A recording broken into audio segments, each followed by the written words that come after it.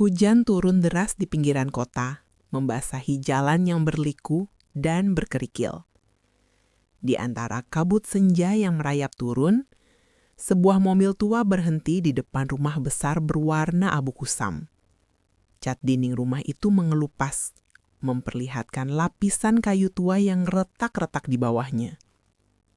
Di bagian atas, jendela-jendela yang gelap dan berdebu seakan menjadi mata yang mengamati setiap gerakan dari luar. Diam, namun terasa hidup. Mia, gadis berusia 16 tahun, menatap rumah itu dari balik kaca mobil yang dipenuhi titik-titik air hujan. Ia baru pertama kali melihat rumah tersebut secara langsung, dan ada sesuatu yang membuat bulu kuduknya berdiri sejak pandangan pertama. Rambut hitamnya yang terurai sedikit basah oleh embun menempel di kulit pucatnya yang dingin. Di sampingnya, Leon, adik laki-lakinya yang berusia 11 tahun, menunduk sambil memeluk boneka beruang kecil yang warnanya telah memudar. Bocah itu enggan mengangkat wajah untuk menatap rumah yang menjadi tempat tinggal baru mereka. Seolah ia merasa ada sesuatu yang keliru, sesuatu yang tidak terlihat mata, namun cukup kuat untuk menimbulkan ketakutan dalam diam. Mereka pindah ke rumah tua ini bukan karena keinginan, melainkan karena keadaan. Ayah mereka, seorang pekerja lapangan, harus meninggalkan mereka untuk tugas panjang di luar kota. Ibunya sudah lama tiada. Tidak ada pilihan lain selain menempati rumah sewa ini yang ditawarkan agen properti dengan harga yang murah. Orang-orang mengatakan rumah ini sudah lama kosong. Dan entah kenapa, saat pertama kali melihatnya di iklan, Mia merasakan seolah rumah itu sedang menunggu mereka datang. Saat mereka turun dari mobil, papan kayu teras berderit pelan di bawah pijakan kaki Mia. Suara itu menggema aneh di lorong kosong di balik pintu kayu yang catnya mengelupas. Udara di sekitar terasa lebih dingin daripada udara hujan di luar. Ada aroma lembab dan debu tua yang menusuk hidung, menandakan bahwa tempat ini sudah lama tidak ditempati manusia. Begitu pintu rumah terbuka, hawa dingin merayap masuk, menyapu kulit mereka hingga Leon semakin mempererat pelukan pada bonekanya. Ruang tamu yang luas terbentang di depan mata, dipenuhi bayangan, karena cahaya sore yang temaram hanya menembus dari celah-celah jendela. Sebuah lampu gantung tua tergantung di tengah langit-langit, bergoyang perlahan meski udara di dalam rumah seolah tak bergerak. Pemandangan itu memunculkan rasa tidak nyaman di dada Mia. Namun, ia memilih untuk tidak mengatakan apa-apa. Malam pertama berjalan tanpa gangguan berarti. Hanya suara hujan yang turun perlahan di luar jendela, dan bunyi angin yang menerobos celah-celah dinding kayu. Mia duduk di tepi ranjang, mencoba membaca buku untuk mengusir rasa asing yang menempel di setiap sudut rumah. Leon sudah tertidur di kamar sebelah. Ketika jarum jam mendekati pukul 11 malam, Mia mulai mendengar suara aneh. Dari langit-langit di atas kepalanya, terdengar bunyi berulang. Seperti ketukan pelan, diikuti suara benda berat yang seolah digeser. Ia berusaha menenangkan diri dengan berpikir bahwa itu hanyalah suara tikus atau hewan liar lainnya. Namun ritme suara itu terlalu berat untuk seekor tikus. Rasa penasaran yang disertai kegelisahan membuatnya mengambil senter kecil dan keluar kamar. Lorong rumah terasa lebih gelap dari seharusnya. Dan keheningan malam hanya dipecahkan oleh bunyi langkahnya sendiri yang menapak pada lantai kayu tua yang berderit. Saat hendak menaiki tangga menuju loteng, Mia mendengar suara lirih dari kamar Leon. Bocah itu mengigau dalam tidurnya, berkata sesuatu tentang tidak boleh membuka jendela. Mia berhenti sejenak, mencoba memahami maksud gumaman itu, tetapi akhirnya melanjutkan langkahnya dengan hati-hati. Ketika ia sampai di pintu loteng, suara ketukan yang semula terdengar berhenti seketika. Pintu itu terkunci, dan Mia merasa lega untuk sesaat. Namun, sebelum ia berbalik untuk turun, Telinganya menangkap suara berbisik halus terdengar begitu dekat di balik pintu kayu tua itu. Bisikan itu menyebut namanya, memanggilnya dengan suara yang terdengar seperti suara anak kecil namun berat dan serak, seolah berasal dari tenggorokan yang rusak.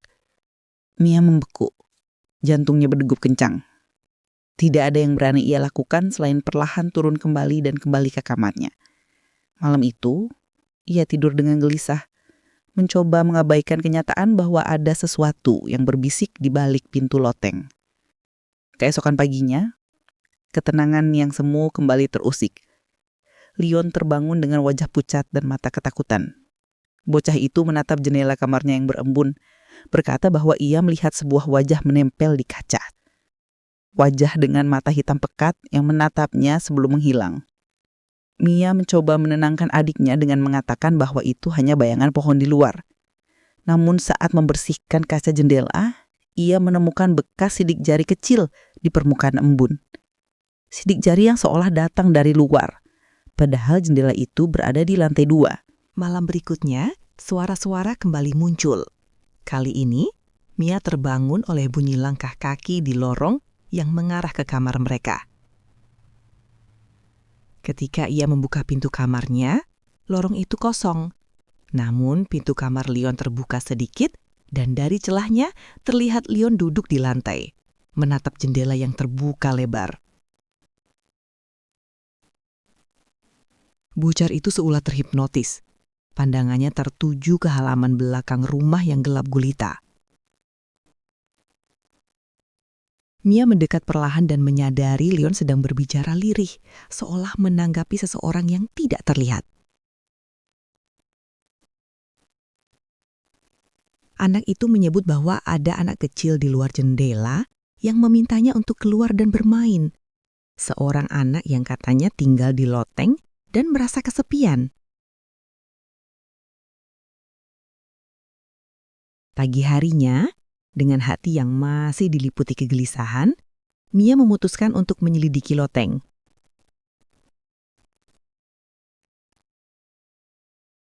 Ia menemukan kunci tua di laci dapur, kemungkinan peninggalan penghuni lama.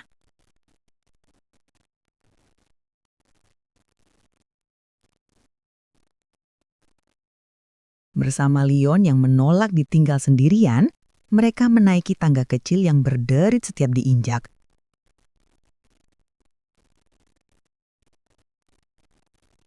Saat pintu loteng terbuka, udara lembab dan bau debu tua menyergap keluar. Loteng itu gelap, hanya sedikit cahaya matahari yang masuk dari celah genteng yang bocor.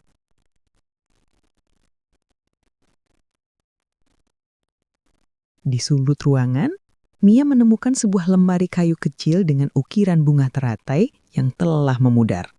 Ia membuka lemari itu dan menemukan sebuah buku harian dengan sampul kain biru yang telah kusam. Di sampulnya tertera nama Amira yang ditulis dengan tulisan tangan anak-anak. Lembaran demi lembaran berisi cerita seorang gadis kecil yang pernah tinggal di rumah ini puluhan tahun lalu. Tulisan-tulisan itu awalnya biasa saja, menceritakan hari-hari gadis kecil itu di rumah tersebut. Namun di bagian akhir, tulisan itu berubah gelap dan berhenti mendadak pada sebuah kalimat yang terputus. Aku mendengar suara dari balik jendela. Dia bilang, aku harus ikut dia ke hutan di belakang rumah. Dia bilang akan menunjukkan sesuatu yang indah. Mia menutup buku itu dengan cepat, merasa ada hawa dingin yang menelusup melalui kulitnya. Malam harinya, suasana menjadi semakin mencekam. Angin bertiup kencang, membuat ranting pohon di luar rumah bergesekan dengan dinding kayu tua. Mia terbangun mendengar pintu kamar Leon terbuka perlahan. Ia keluar dan mendapati Leon sedang berjalan menuju tangga loteng dengan mata terpejam, seolah sedang tidur sambil berjalan. Suara bisikan samar terdengar di udara, terdengar memanggil dari atas. Bisikan itu terdengar melembut, namun mengandung ancaman yang membuat darah Mia berdesir dingin. Ia berlari untuk menarik Leon menjauh sebelum bocah itu sampai di pintu loteng. Saat itu, pintu loteng yang tertutup mendadak terbuka dengan sendirinya, dan dari balik kegelapan muncul sosok anak perempuan kecil dengan mata hitam pekat tanpa kelopak. Sosok itu memperkenalkan dirinya sebagai Amira. Senyuman yang tidak wajar terpatri di wajah pucatnya yang hampir tembus cahaya. Ia berkata bahwa Mia dan Leon harus tinggal bersamanya di rumah itu untuk selamanya. Sekonyong-konyong, lampu-lampu di seluruh rumah padam, meninggalkan mereka dalam kegelapan pekat. Angin dingin berhembus dari arah loteng, membuat pintu-pintu di dalam rumah berderak keras. Tawa anak kecil menggema dari berbagai sudut rumah, seolah berasal dari banyak mulut, namun hanya satu suara. Mia berusaha keras membawa Leon keluar dari rumah itu, namun setiap pintu yang mereka coba buka terkunci rapat. Seolah-olah rumah itu sendiri hidup dan menolak melepaskan mereka. Di ruang tamu, jendela besar tiba-tiba retak, dan di balik kaca yang retak itu muncul bayangan wajah-wajah hitam bermata kosong yang menempel di kaca mengawasi mereka tanpa berkedip.